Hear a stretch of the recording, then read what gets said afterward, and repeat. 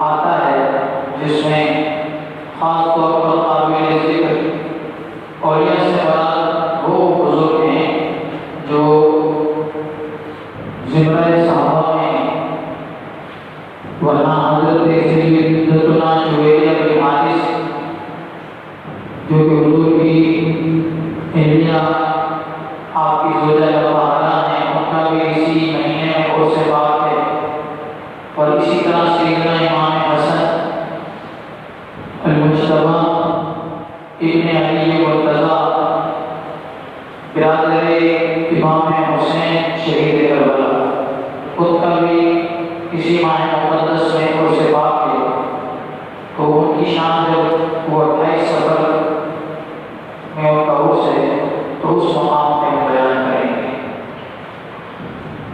لیکن جو اولیاء اس مہینے میں جن کے آغاز ہوتے ہیں، ان میں جو جلیل القدر ہستیاں جن کے نام صفحات تاریخ میں اور کتب تصوف میں سر فہرست مندرج ہیں، اور جو اپنے اپنے وقت میں پیشوایان امت اور مقتدائے عوام علماء خواص گزرے ہیں، تو ان میں جو نام آتے ہیں تو ایک نام حضرت سیدنا داتا علی جویری ہے، زور سے بولو سبحان اللہ۔ دوسرا نام ہے حضرت سیدنا بہاؤالدین زکریا ملتانی۔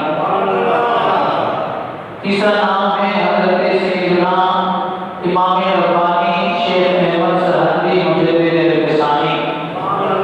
یہ تینوں اپنے اپنے وقت کے جلیل القدر اولیاء کامل گزرے ہیں، اور انہوں نے اپنے اپنے وقت میں اسلام کی تبلیغ و اشاعت کا کام بہت خوبصورت انداز میں انجام دیا ہے۔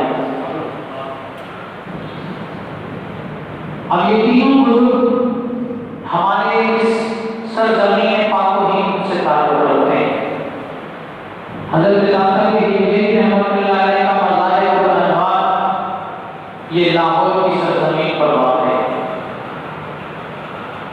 حضرت سیدنا بہاؤالدین زکریا رحمۃ اللہ علیہ کا مزار ملتان میں مسجد قرارت ہے، اور اسی طرح حضرت شیخ ربانی امام مجدد الفسانی رحمۃ اللہ علیہ کا مزار مبارک غالباً ہندوستان میں ہے۔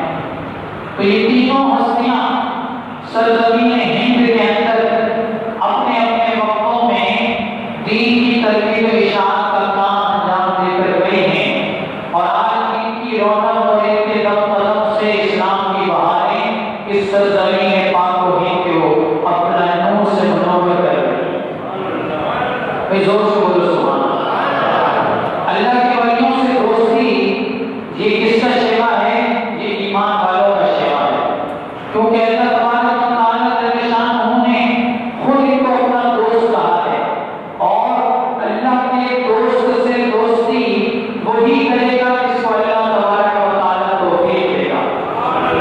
اللہ کی توفیق کے بغیر کوئی اللہ کے ولیوں کے قریب نہیں جا سکتا، کوئی ان کی محبت حاصل نہیں کر سکتا، اور جو شخص ان سے دور رہے، ان کے لیے اپنے دلوں میں بغض و کینہ و حسد رکھے، ان سے نفرت و عداوت رکھے، تو سمجھ لو کہ در حقیقت وہ ان اللہ والوں سے نہیں بلکہ اللہ سے دشمنی کر رہا ہے۔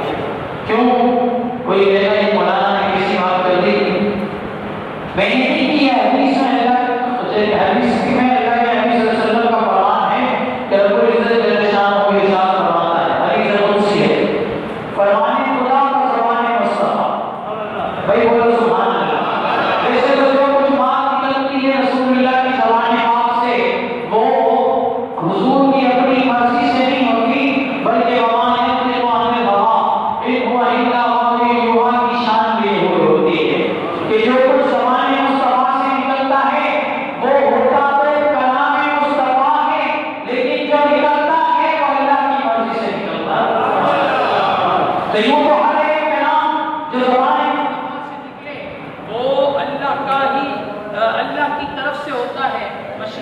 پوشیدگی سے ہوتا ہے، لیکن کچھ خاص باتیں، کچھ خاص احادیث ہیں جن کو اصطلاح میں احادیث قدسیہ کہا جاتا ہے۔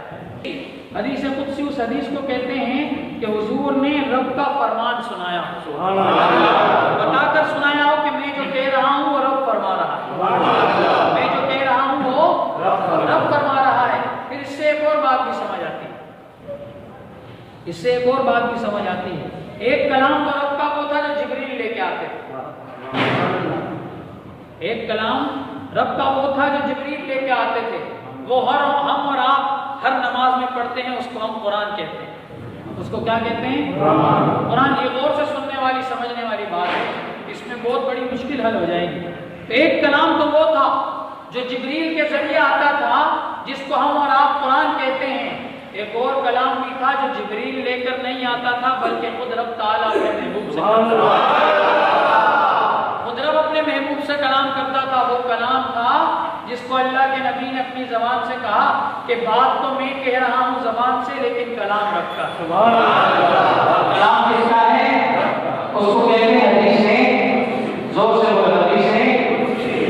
تو حدیث میں بیان کر رہا تھا کہ ان سے دشمنی، ان سے نفرت، ان سے عداوت در حقیقت اس بندے کی عداوت ولیوں سے نہیں ہوتی، وہ اللہ سے ہوتی ہے۔ اللہ سے دشمنی ہوتی ہے، کیوں ہوتی ہے؟ کیونکہ اللہ کے حبیب فرماتے ہیں کہ رب العزت جل شانہ و ارشاد فرماتا ہے من عادی ولیًا فقد آذنتہ بالحرب۔ فرمایا جو میرے ولی سے دشمنی کرتا ہے، اس سے عداوت رکھتا ہے، اس کے لیے دل میں بغض رکھتا ہے، فقد آذنتہ بالحرب، تو اللہ فرماتا ہے ایسے بندے سے میں اعلان جنگ کرتا ہوں۔ صرف دو چیزوں پہ جنگ کا اعلان ہوا ہے، دو چیزوں پہ۔ ایک اللہ نے قرآن میں فرمایا کہ سود کو چھوڑ دو، فَإِن لَمْ تَفْعَلُوا فَأْذَنُوا بِحَرْبٍ مِّنَ اللَّهِ وَرَسُولِهِ۔ فرمایا اگر نہیں چھوڑو گے تو گویا تم اللہ اور رسول سے اعلان جنگ کر رہے ہو، تیار ہو جاؤ۔ دوسرا فرمایا میرے ولی سے دشمنی نہیں کرنی، میرے محبوب سے، میرے دوستوں سے دشمنی نہیں کرنی، جو ان سے دشمنی کرتا ہے اللہ فرماتا ہے میں اس شخص سے جنگ کا اعلان کرتا ہوں۔ تو اللہ سے جنگ کر کے کوئی جیت نہیں سکتا، اللہ کے سامنے کوئی کھڑا ہو نہیں سکتا، رب کے سامنے کسی کی طاقت اور مجال نہیں ہے کہ وہ رب کے سامنے کوئی بات کرے یا اس کے سامنے اپنی طاقت کو منوانے کی کوشش کرے۔ رب العزت کی شان اپنی شان ہے، رب العزت نے ہی ولیوں کے ساتھ محبت کا حکم دیا، وَاتَّقُوا اللَّهَ وَكُونُوا مَعَ الصَّادِقِينَ۔ اللہ سے ڈرو اور میرے سچے لوگوں کے ساتھ ہو، میرے سچوں کے ساتھ ہو، کونوا مع الصادقین۔ اللہ محبت کر رہا ہے تبھی تو حکم دے رہا ہے کہ میں ان کو میں اپنا